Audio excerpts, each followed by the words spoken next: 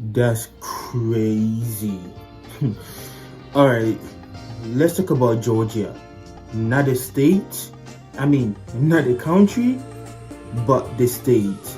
So, if you're from the country and you happen to find this video, I'm not talking about you. I'm talking about the state in America. So, let's talk about Georgia. And it's just a little crazy what's going on right now. So if you probably lost and don't know what I'm talking about, if you're like, oh, what do you see? What did Georgia do today? What happened? If you like that, then let me give you the backstory. So Georgia, I think, just came up with some election voting laws. Basically, they just changed their voting laws out of nowhere. And it's kind of crazy because it's not like we are about to vote anytime soon or anything. So they changed their voting laws, and it seems a lot of minorities are gonna be affected because for some reason in the new law that they've brought, it's like this is crazy. It really says offering food or water to voters waiting in line now risk misdemeanor charges. Basically, giving people in line food and water, you could go to prison for that. You could go to jail for that, or you could get charged. Put in mind, you basically just giving the person some water or food because they've been on the line for so long, right? And I just thought, maybe a lot of states have that same law I don't know about. So I'm like, that sounds alright. That doesn't sound bad. And then it's like, if you go to the wrong polling place, it will be harder to vote. Drug boxes still exist, but barely. If election problems arise, a common occurrence, it is now more difficult to extend voting hours. You know how, like last election, presidential election, it was a coronavirus, so they couldn't count all the votes in time. So they had to extend the counting period. So now they've made it a way that in Georgia, even if it's like a natural disaster and an earthquake just happened and everybody is dying, they've made it in a way that, well, they're still not gonna extend the voting counting period. And I think the most damning of all of it is that it is now illegal for election officials to mail out absentee ballot application to all voters. I think that's the most damning because sending so many absentee ballots or sending the absentee ballots to anybody eligible to vote just basically make sure there's a good turnout for the election, because the whole point is to get so many people to vote. So why are you worried that they're gonna make sure everybody vote, right? So basically, when Georgia implemented all these rules, everybody is talking about how they came up with all this because they want to stop minorities from voting, they want to stop black people from voting and all that stuff. And it's logical to think that way because these rules are coming after the last election where so many minorities went out and voted. So it's logical to just assume, damn, facts, they're really doing that because they don't want so many minorities to come out like how they came out. But I'm like, this is not the 1950s or the 1900s. The world's population keep increasing. There's gonna be more and more voter turnout as more go on. And now there's technology, the internet. So the more you do this, the more everybody is planning accordingly to go vote. So for me personally, I don't really think this is gonna work, because people are basing it on history, how it works. But I just feel like the world has changed and the economy, like everything has changed, and I don't think it's gonna work. But that's not even why we're talking about this today. right?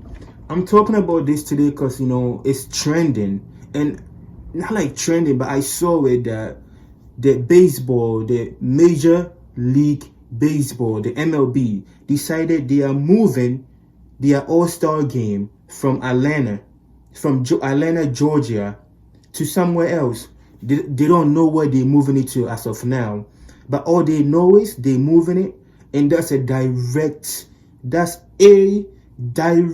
response to Georgia's new voting rules that they just did, right? And also, it's logical to think what Georgia did is to target minorities because their Congress is basically all Republicans. So it's good. It's logical to assume they're doing that because they want to stay in power, and they scared. So many people are voting all that. But let's talk about the Major League Baseball, right? So a lot of the things I'm seeing online is people are talking about, oh my God, now baseball is doing this, and they are basically hurting the 60% minorities that live in Atlanta, or the 70% minorities that live in Atlanta, right? But come to find out, the thing wasn't even in Atlanta. It was someplace 20 miles from Atlanta. So basically, the Atlanta County wasn't the county that was gonna make the profits from the events anyways. So the event wasn't gonna benefit Atlanta anyways. It was gonna benefit a county 20 miles from Atlanta, right? So it's almost like, well, your argument doesn't work if you think, oh, they're taking away money from minorities. These are a bunch of Republicans saying that. So your argument doesn't work because the money wasn't going to be going to Atlanta. I guess you could make a case that the whole Georgia was gonna, get the money. But that's not even what I'm trying to say. My whole point is, my question is this actually gonna work, right? This is one organization, the Major League Baseball, just making this decision. This decision is just for one weekend. And yeah, Georgia is going to lose a lot of money because they said California made about 80 million last year when they hosted it, or last 2 years when they hosted the MLB All-Star. Like 80 million is a lot of money to miss out on. You could use it for a lot of stuff. But maybe Georgia doesn't really care. So it's like, point is it really gonna work? Like, is that gonna force them, the Congress, the Georgian Congress, is that gonna force them to try to change the rules? I don't think so. I don't think it is. I really don't think it is. I feel like for this to work, more companies are gonna have to, start doing the same thing as the MLB is doing, right? And also, is the MLB really doing something? It's just one weekend. Because regardless, the Braves still play in Georgia. I just wish they will come up with something that says, all right, so these rules that I just came up with is so bad.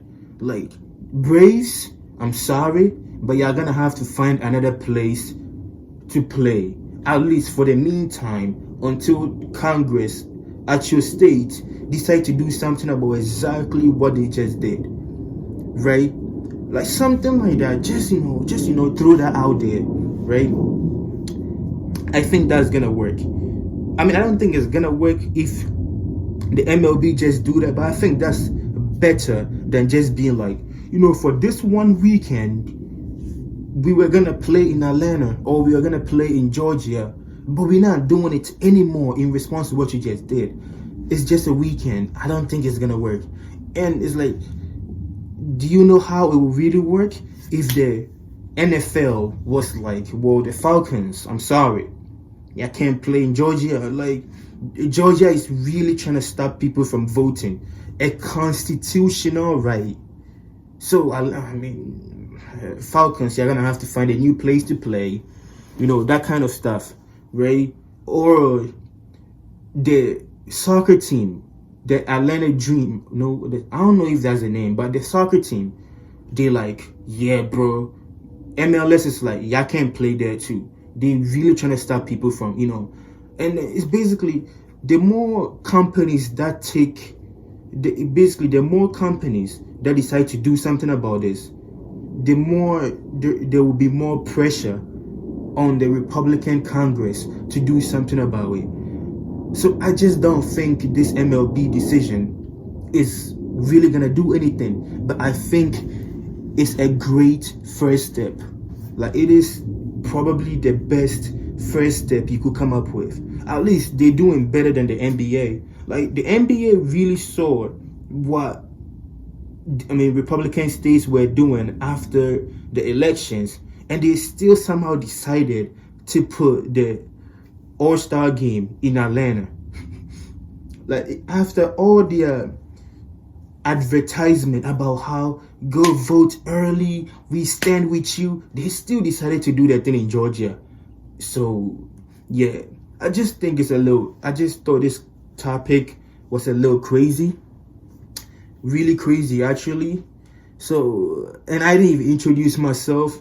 Sorry to introduce myself right at the end. My name is Prince, and this is Opinion Deviante, a conversation with the people. And I guess I'm gonna see you later.